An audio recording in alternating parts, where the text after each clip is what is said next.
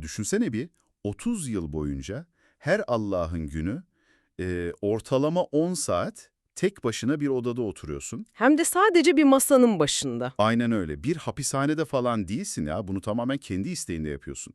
Üstelik bu rutini bozduğunda, yani o masaya oturmadığında dışarıdaki o fiziksel dünya senin için kelimenin tam anlamıyla iğrenç bir yere dönüşüyor. Katlanılmaz bir yere, miden bulanıyor, eklemlerin kas katı kesiliyor. Aynen. İşte bugün masamıza yatırdığımız bu kaynaklarla tam olarak böyle bir zihnin merkezine iniyoruz seninle. Böyle standart bir özet veya kitap incelemesi değil. Kesinlikle değil. Seninle birlikte bu satırların arkasındaki o karanlık, saplantılı ve bir o kadar da kırılgan zihnin anatomisini çıkaracağımız derinlemesine bir keşif yolculuğu bu. Nobel ödüllü Orhan Pamuk'un Öteki Renkler adlı eserinden süzülüp gelen o otobiyografik denemelere, günlüklere bakacağız. Sıradan hayat parçacıklarına odaklanacağız. Hedefimiz çok net aslında. Bir zihin, hüznü, şehrin o boğucu kaosunu ve hatta evdeki sessiz eşyaların dilini nasıl bir hayatta kalma mekanizmasına dönüştürür. Yani bir nevi ilaca. Tam olarak öyle. Bunu anlamak istiyoruz bugün. Şimdi tam da o ilaç metaforu üzerinden başlamak en doğrusu bence. Çünkü yazarın kendisi de kaynağın ön sözünde çok net bir ayrım yapıyor. Nasıl bir ayrım? Şöyle ki bu metinler dünyayı anlatmak gibi ulvi veya didaktik bir amaç taşımıyor.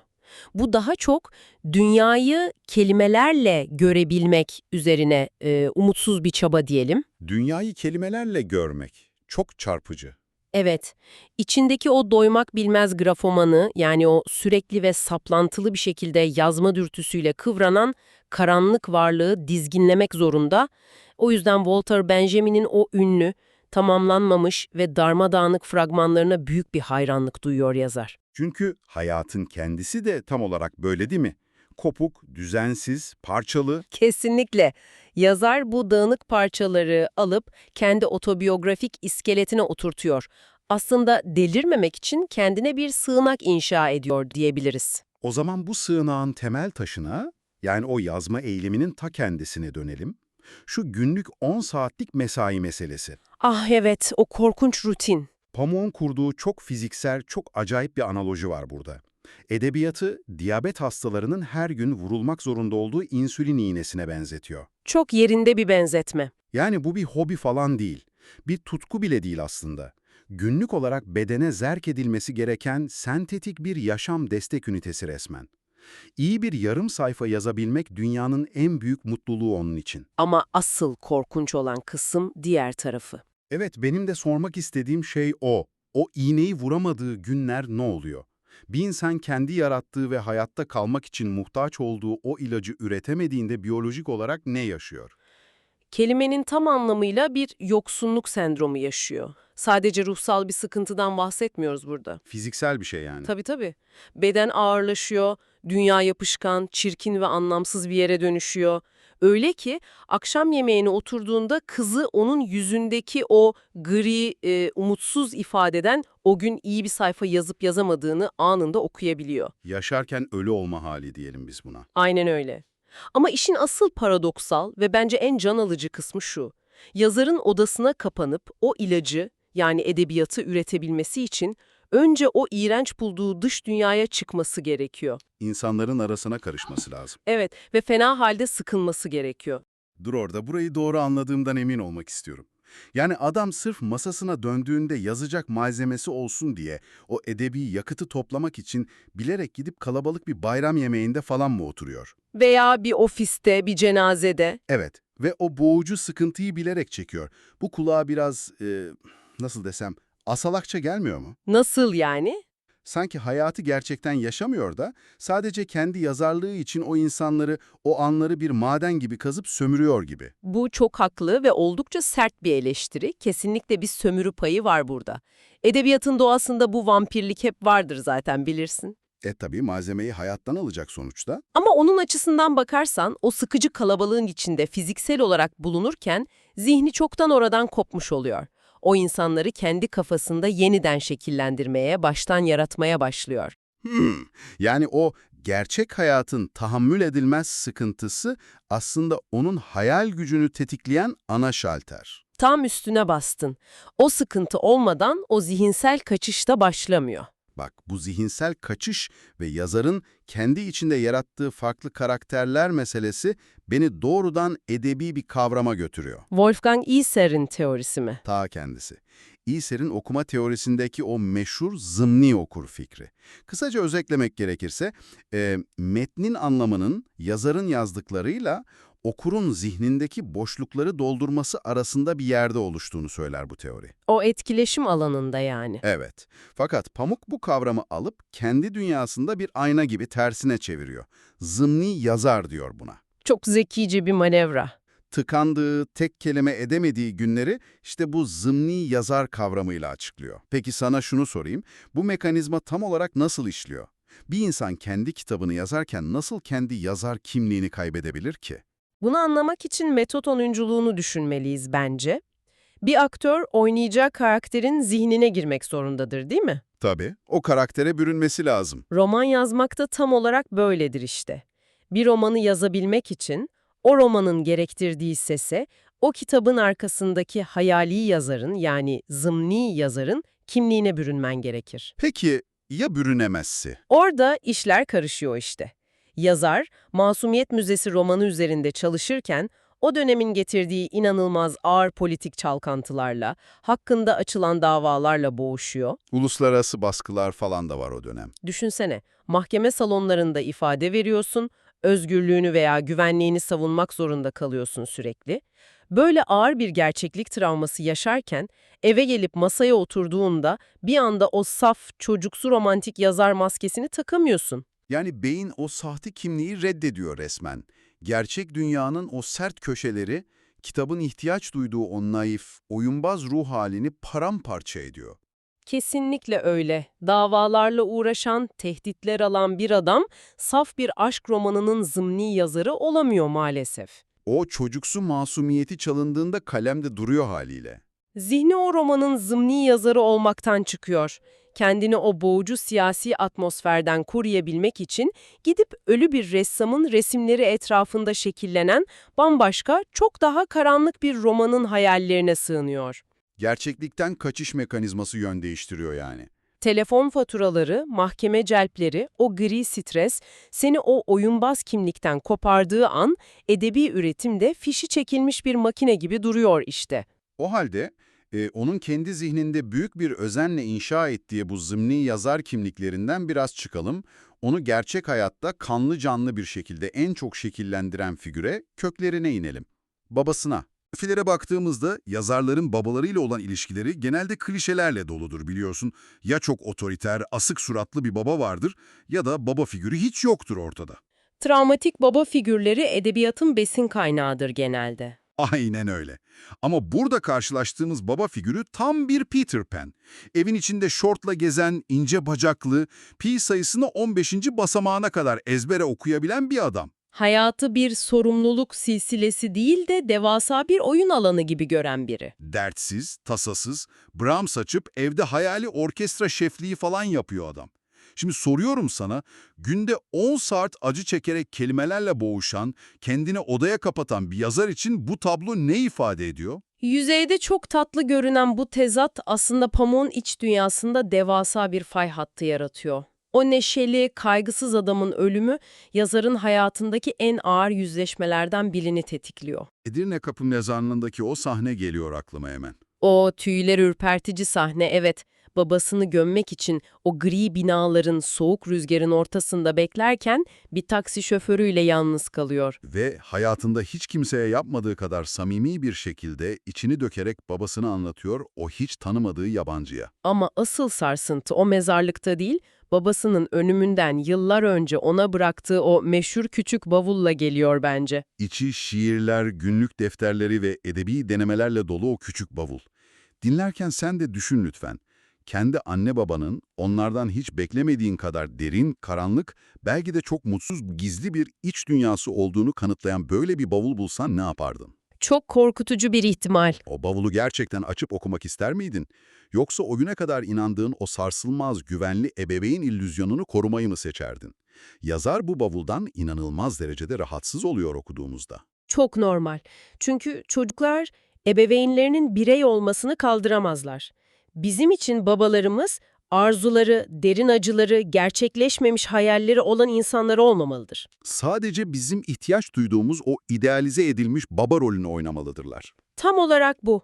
Yazar, babasının o dertsiz Peter Pan maskesinin ardında aslında edebi hırsları olan, belki de mutsuz bir iç dünya barındırdığını görmekten dehşete düşüyor. Ve bu dehşet hali zamanla çok daha karanlık bir kabullenmeye dönüşüyor işin kötüsü. Nasıl bir kabullenme? Babasına o kadar kızıyor, lütfen onun gibi kaygısız ve sorumsuz olmayayım diye kendini o odaya kapatıp 10 saat deliler gibi çalışıyor ama bir gün bir şey oluyor.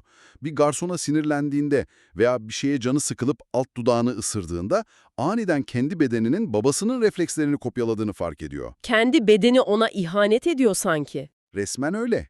Ya da kızına şefkat gösterirken babasının aynısı oluyor. İşte her erkeğin ölümü babasının ölümüyle başlar cümlesinin altında yatan o korkunç mekanizma bu aslında. Sadece fiziksel bir yas süreci değil bu yani. Değil tabii ki. Bu, babanın sana bıraktığı o hüznü, içsel mirası, kaçmak istediğin kaderi kendi genlerinde, kendi jestlerinde hücre hücre devralmaktır. Babasını reddederek inşa ettiği o katı yazar kimliğinin günün sonunda yine babasının aynadaki yansımasına dönüştüğünü görmek büyük bir yıkım onun için. Peki, zihninde babasının bu ağır mirasını taşıyan bir adam, dışarıya, o dönemin İstanbul sokaklarına adım attığında ne hissediyor? Bu içsel daralma, dış dünyayla nasıl bir reaksiyona giriyor sence? Çok sert bir çarpışma oluyor diyelim. Çoğumuz için bahar ayları bir uyanıştır aslında. Ağaçlar çiçek açar, içimiz kıpır kıpır olur falan. Ama o, bahar öğleden sonralarını bir kabus gibi tasvir ediyor kaynak metinde. Her şeyin betona dönüştüğünü hissediyor o anlarda. Evet. İnsanların o kalabalıkta vitrinlere bakarak nasıl bu kadar anlamsız bir neşeyle yaşayabildiklerine hayret ediyor. Tek istediği o parlak yapışkan güneşten kaçıp karanlık ve serin bir apartman boşluğuna sığınmak. Hatta yıllarca orada saklanmak istiyor. Dış dünyanın bu ezici kaosu özellikle 29 Nisan 1994 tarihli notlarda çok net kristalleşiyor. Bak burası çok önemli. Şunu en baştan çok net belirtelim ama dinleyicimize. Kesinlikle o uyarıyı yapalım. Bu bahsedeceğimiz 90'lar Türkiye'sinin siyasi ve kutuplaştırıcı manzarasını anlatırken ikimiz de hiçbir şekilde taraf tutmuyoruz. Siyasi bir duruş sergilemiyoruz. Asla. Sadece yazarın kaynak metnindeki o günkü notlarında kaydettiği objektif gözlemleri aktarıyoruz şu an. Bir Fransız dergisi için tuttuğu bu günlükler, 90'lar İstanbul'unun o cinnet halini inanılmaz nesnel, neredeyse bir kamera soğukluğuyla kaydediyor. Ve bu kameranın kadrajına girenler gerçekten bir tezatlar cehennemi. Sokaklarda 1960 model bir Plymouth taksi olarak müşteri bekliyor mesela. O eski püskü Amerikan arabaları.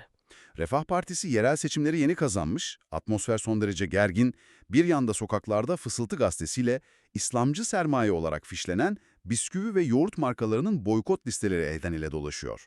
Diğer tarafta da seçilen yeni belediye başkanını protesto etmek adına kendilerince olgun bir siyasi eylem yaptıklarını sanan entelektüeller var. Sokağın ortasına meyhane masası kurup inatla rakı içiyorlar. Yargılamadan sadece izliyor. Akşam eve gelip televizyonu açıyor, bir kanalda Kürt sorunu etrafında dönen ağır tartışmalar, patlayan helikopter görüntüleri falan var. Sonra reklam giriyor, çikolata yiyen mutlu çocuklar ekranda. Kanalı değiştiriyor, Kur'an okuyan küçük bir çocuk görüyor. Bütün bu birbirini yok eden görüntüler odanın içindeki o aynı sentetik mavi ışığın içinde eriyip gidiyor. Ve sokaktaki o delilik hali sadece politik bir gerilimden ibaret değil aslında. Şehrin kendi fiziksel, boğucu bir gürültüsü var. Bitmeyen inşaat sesleri, satıcıların o cızırtılı hoparlörleri, Birbirine karışan kornalar. tüm bu akıl alması kakofoninin ortasında yazarın gözü tek bir detaya takılıyor. Neydi o? Sokağın gerçek ruhunu yansıtan o figüre, kalabalığın içinde hiçbir şey olmayan tek insan. Ha, şu direksiyonlu adam. Evet, sadece elinde kopuk eski bir araba direksiyonu tutan ve caddede yürürken görünmez bir arabayı kullanıyormuş gibi ciddi ciddi sağa sola manevralar yapan o deli adam. Bu kadar kaosun ve altından kalkılamaz bir kültürel yükün ortasında yazar gece yarısı nihayet masasına oturduğunda zihninde çok tuhaf bir hesaplama yapıyor. Varoluşsal bir matematik resmen. O karanlığın içinde eline bir hesap makinesi alıyor, dünyada tamı tamına 15.300 gün yaşadığını hesaplıyor. İnanılmaz bir detay bu. Sonra içinden şöyle diyor: eğer bir bu kadar daha yaşamayı başarırsam gerçekten çok şanslı bir adam olacağım. Şehrin alt tabakalarında her an kırılmayı bekleyen, o büyük depremin, o iç savaş paranoyasının ağır gölgesi altında yapılan bir ömür muhasebesi bu. İnsanı durup düşündürüyor gerçekten. Hepimizin aslında kendi faniliğimizi nasıl rakamlara indirgeyerek kontrol etmeye çalıştığımızı düşündürüyor insana. Şehrin uğultusu kesilip de yazar o sığındığı ölü gibi yorgun geceye teslim olduğunda, işte o zaman oyunun kuralları ve dil tamamen değişiyor. Gündüzün o politik gürültüsü bitiyor. Ve nesnelerin o fısıltılı dili başlıyor. O gece yarısı mutfağına gidelim beraber o zaman. Kareli bir örtü var masada, biraz fasulye, salata ve Hayat marka bir yoğurt duruyor. Ve yazarın kendi zihnindeki o görünmez meleklerle, vicdanıyla giriştiği sessiz diyalog başlıyor. Melekler çok masum bir soru soruyor ona. Bugün ne yaptın canım? Ve o yorgun adamın verdiği cevap adeta modern insanın trajedisi gibi. Diyor ki, çalıştım, telefonlara kızdım, bir insana ve aynı zamanda bir hayvana dönüştüm. O insana ve aynı zamanda hayvana dönüşmek hissi var ya. Gündelik hayatın o bitmek bilmeyen sürtünmesi işte. Beyni bir macun gibi eritip insanın boğazından aşağı akıtması. Sonra bu yorgunlukla uyuyamayıp o karanlık evde dolaşmaya başlıyor yazar. İşte burası az önce bahsettiğin o nesnelerin dilinin açıldığı yer. Düşünsene, neden gecenin 3'ünde salonun ortasında duran sıradan bir eşya bize aniden kederli görünmeye başlar? Yazarın gözü masadaki porselen balık şeklinde bir küllüğe takılıyor orada.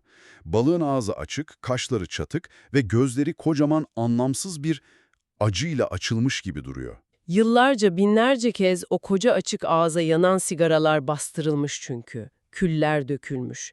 Küllük saatlerdir o karanlık odada bu sessiz acıyla bekliyor sanki. Peki sence nesnelere bu kadar derin, bu kadar eziyetli bir anlam yüklemek neyin nesi? Aslında insanın kendi içindeki o ifade edilemeyen boşluğu, o büyük yoksunluğu dışarı yansıtmasıdır bu. Psikolojik bir projeksiyon. Sonra koridordaki o çocuk bisikletine bakıyor mesela. Mavi tekerlekli, kırmızı çamurluklu olan. Evet, o küçük 3 tekerlekli bisiklet, gidonunu yani o direksiyon kısmını hüzünlü, boynu bükük, çaresiz bir yüz olarak görüyor gece karanlığında. Mutfaktaki şeffaf biber değirmeni onu kınayarak izliyor. Kapı mandalı sessiz bir hüzünle aşağı sarkıyor. Yazar, etrafındaki tüm bu cansız eşyaların yalnızlığına şahit olan tek itirafçı olmanın o korkunç ağırlığını hissediyor omuzlarında. Tüm o dilsiz acının yükü onda toplanıyor. Madem küllüklerden ve o dilsiz acıdan bahsettik, bu hikayedeki en büyük, en somut yoksunluğa gelelim o zaman. Yazar tam 272 gündür sigara içmiyor. Büyük bir sınav. Yazılarında bunu öyle bir anlatıyor ki anlıyorsun ki bu sadece bir nikotin alışkanlığı falan değil. Sigarayı bırakmayı vücudundan hayati bir uzvu kaybetmek gibi tarif ediyor. Bir kolunu veya bacağını kestirmek gibi ampute olmak diyor buna. Çünkü sigara onun için zamanın akışını yavaşlatan gizli bir düğme. Hazla acı arasında köprüler kuran bir mimari, ona o anlık ölümsüzlük hissini veren yegane araçmış eskiden. Sigara içerken dünyanın o kaotik dönüşünün bir anlığına durduğunu hissediyormuş adam. Ve şimdi o durdurma düğmesi elinden alınmış durumda. Bu öyle bir yoksunluk ki hayalinde, rüyalarında, sanrılarında bile sürekli sigara yaktığını görüyor. Hatırlarsan çok vurucu bir taksi sahnesi vardı kaynakta. Ah evet, o sahne. Bir taksiye biniyor, şoför sigara içiyor. Şoför kibarlık edip duman gitmesin diye camı açmak isteyince, hayır kalsın, ben bıraktım, rahatsız etmiyor diyor. Aslında o an şoförün üflediği o dumanı gizlice derin derin ciğerlerine çekiyor arkada. İçindeki o şeytanlarla ve kelimelerle daha iyi savaşabildiğine inandığı eski Orhan'a dönme arzusu bu aslında. O dumanda eski gücünü arıyor. Ama günün sonunda tüm bu sancının, babadan miras kalan o hüznün, geceleri fısıldayan kederli nesnelerin ilacı yine en başta konuştuğumuz o tek doza bağlanıyor. Edebiyata. Kesinlikle. Yazar masaya oturup yazmaya başladığında o zımni yazar kimliğini yeniden bulduğunda kelimeler tıpkı bir zaman makinesi gibi işliyor. Yazmak, eğer iyi gidiyorsa tabii, tüm bu hasarı, acıyı, o yoksunluk krizlerini geriye sarıyor. Her şeyi iptal ediyor. Kaynağın tabiriyle andazız ol. Dünyayı kelimelerle yeniden kurduğu an hayatta kalmayı başarıyor aslında. Bütün bu konuştuklarımızı toparlarsak, bugün o basit gibi görünen kırmızı çamurluklu bir çocuk bisikletinin, soğuk bir mezarlıktaki sıradan bir taksi yolculuğunun yazarın zihninde nasıl devasa fırtınalara dönüştüğünü gördük. Akşam masasında yenen sıradan bir fasulyenin bile. Evet, paramparça olmuş o hayat anlarının kelimeler sayesinde nasıl sarsılmaz bir sığınağa dönüştüğünü çözümledik. Aynen öyle. İnsanın kendi acısından bir panzehir üretmesi gibi bir şey bu. Peki, buraya kadar o porselen küllüklerin bizim sessiz acılarımızı nasıl emdiğini konuştuk. Dinleyenimiz için, senin için masada bırakmak istediğim yepyeni bir düşünce var şimdi. Nedir o? 90'larda bir yazarın yalnızlığını paylaşan, o acıyı yüzünde taşıyan fiziksel nesneler vardı. O asık suratlı balık küllüğü oradaydı mesela. Peki ya bugün? Bugün durum çok farklı tabii. Bugün artık o fiziksel küllüklere uzun uzun bakmıyoruz. Bizim hayatımız tamamen dijital.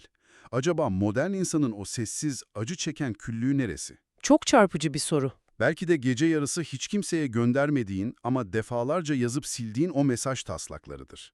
Belki internetteki o karanlık kaygılı arama geçmişindir. Veya telefonunda duran o binlerce fotoğraflık dijital mezarlıktır.